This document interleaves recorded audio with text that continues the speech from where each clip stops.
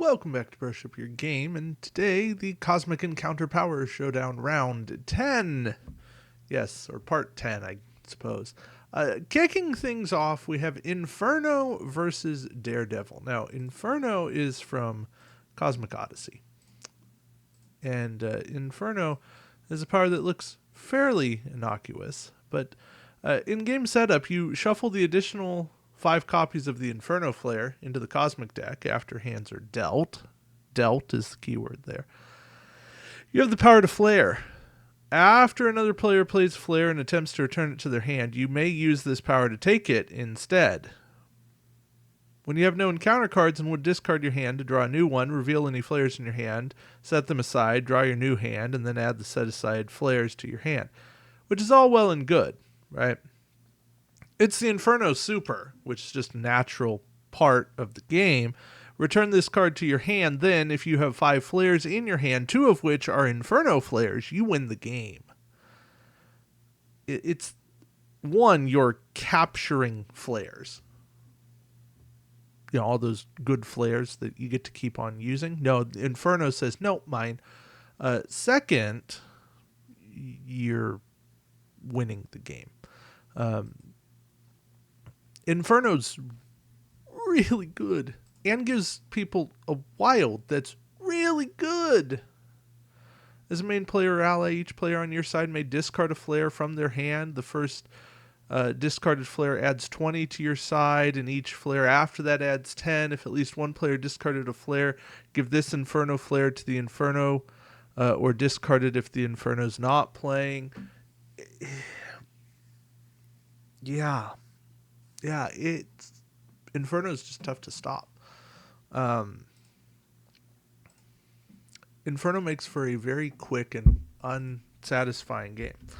So, Daredevil, and this is from Dominion, you have the power of Risk as main player ally after encounter cards are revealed. You may use this power to discard one attack card with value from 1 to 8 from your hand. Subtract that value from your side's total. Yeah, you read that right. Subtract, or heard that right. As a main player ally, when your side wins an encounter by 4 or less, each player on your side receives rewards equal to the number of ships he or she has in the encounter, in addition to any other benefits from winning. So Daredevil's just trying to win close. Rewards are great. Inferno has the power, has the everything.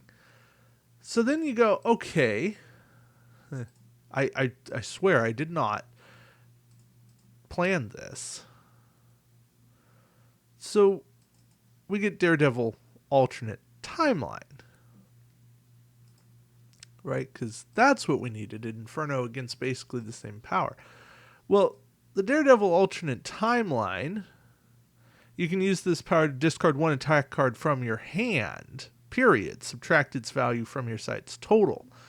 As main player ally, after your side wins the encounter by 5 or less, each player on your side receives rewards equal to the number of ships they have, in addition to any other benefits received for winning. So you could receive double rewards, or you could get the base plus the rewards. Yeah, Daredevil alternate timeline, nice. Still not enough to stop Inferno. Okay. So, now that we've dealt with the Inferno case, if you haven't noticed, Inferno has a decent chance of going a long way in all of this. Graviton versus Warpish. Warpish gets stronger for every ship that's in the warp.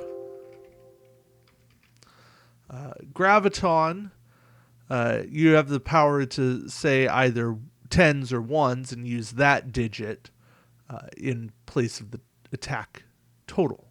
So there are choices to be made, and that's a good thing. I like Graviton.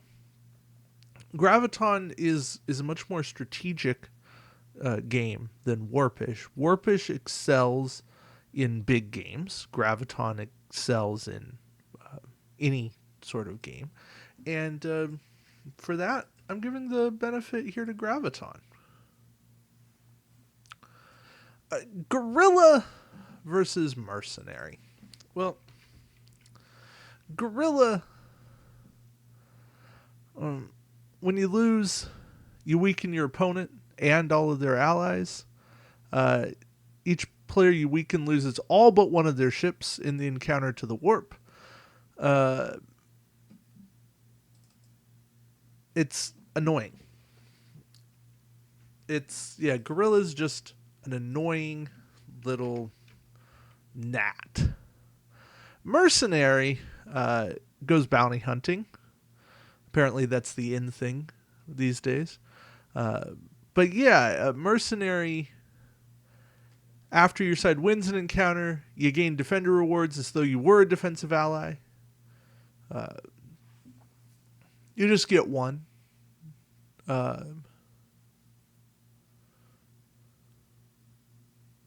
One per ship, sorry. Not just one. And that's as a main player or offensive ally. So it gives you bonuses. Mercenary is advancing just because I have such a disdain for Gorilla. That's really what's happening here. So Mercenary versus Graviton. Mercenary getting bonuses. Graviton playing a strategic long con, or not long con. Graviton playing tens or ones, having to be strategic, keeping the totals lower, keeps the game closer. Allies matter a whole lot more. Mercenary getting more cards.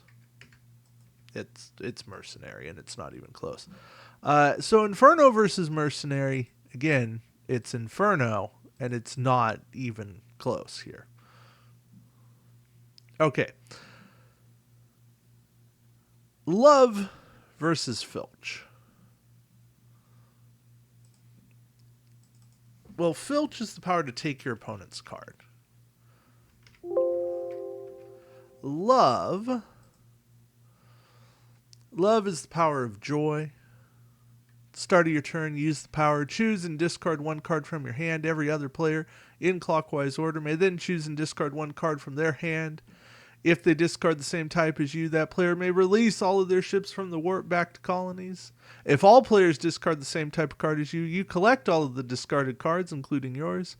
If one or more other players do not discard the matching card type you discarded, you may release all of your ships from the warp and use them to establish a foreign colony in the system of the players. So, you're either getting a foreign colony or you're getting some cards.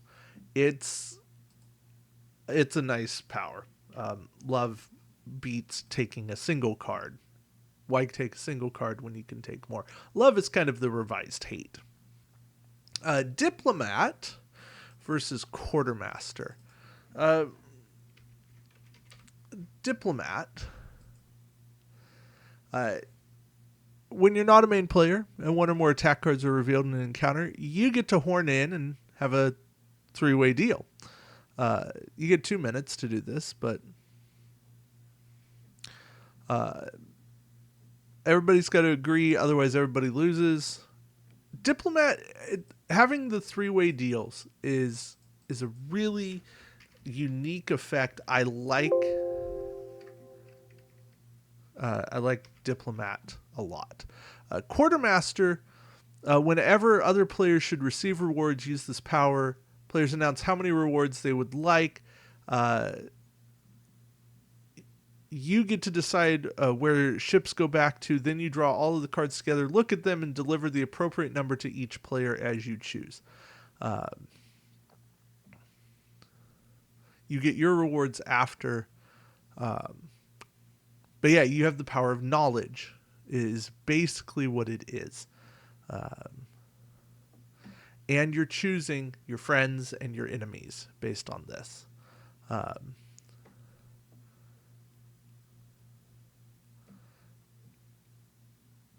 And if you don't get rewards, you get one of your ships back from the warp, or you draw one extra card from a deck that those rewards come from, and keep one leftover card. It's a really Quartermaster is a good ability. I think the constant influx of cards is fantastic,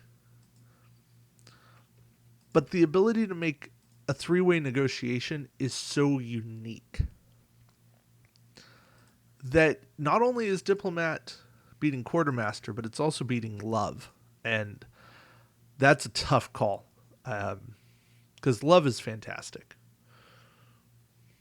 but Diplomat's going to move on. Fido versus Patriot. Fido gets to play fetch with the discards. He gets to retrieve one of the discard cards, offer it to another player. That player can refuse, and then Fido gets to keep it. Otherwise, the player can take it, and then Fido gets to draw a card. So those are the options there. So Fido gets some fun stuff. Patriot, this was a Cosmic Storm power. Once per encounter, you can use this power to show any player one card from your hand as a show of loyalty. Hey, I actually do have this negotiate that I'm talking about. If they like, they get to take the card. If they decline, they have to give you one of their ships from any colony. You place that ship on the sheet. As a main player, after alliances are formed, you may use this power to return all ships on the sheet belonging to the opposing main player. And then that treats it as a negotiation time. Patriots, useful to get into negotiation situations, but yeah, Fido just being able to pick up some cards and pass things along, it's much more interesting. Now, Crystal and Pirate. Crystal, as a main player, you use the power after both main players reveal attack cards. Any one player on your side can discard one attack card from their hand that matches the value of your side's revealed attack card. If a player does so, you multiply your side's revealed card by the discarded card. For instance, if your side reveals an 8, one player can reveal an 8, and now you've got 8 times 8, which is 64. And that's pretty good. Pirate, on the other hand, gets to go on raids as the offense or an ally. If your side wins the encounter, you may use this power. Capture one or more ships from the losing side by returning an equal number of your winning ships to your other colonies. They do not land on the targeted planet. Receive rewards or gain other benefits from winning. That's fine as an offensive ally. You send 4, you send like 2 back, let 2 land, and use this to capture 2 ships, that sort of thing. During any regroup phase, you may send up to 4 ships from this sheet to the warp to receive an equal number of rewards. During any regroup phase, you may negotiate the release of any or all ships on this sheet back to colonies in exchange for anything their owners may legally give you in a deal, such as cards from their hand or new colonies where they already have one, although this does not count as a deal. So Pirate has the ability to make some nice deals, get some rewards, but it's giving up temporary wins. Crystal gets big attacks, but is depending on others to do it. I'm going to give it to Pirate. It's close. I'm going to reflect that in the scores at least. And I'm going to give Pirate the win over Fido, just because, again, I'd rather go on raids than play fetch. That just sounds more fun to me. Diplomat versus Pirate.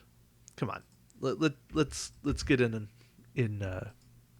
3-player deals. That's way more fun. It's cooler that way. Don't get me wrong. The raid system is unique. That's a cool feature. Kudos to whoever designed that one. But Diplomat gets to move on. Can Diplomat slow down Inferno? Who knows? We will see. Somebody's gotta. I don't know. We'll find out. All right. Thank you all for watching. Until next time, keep brushing up your game.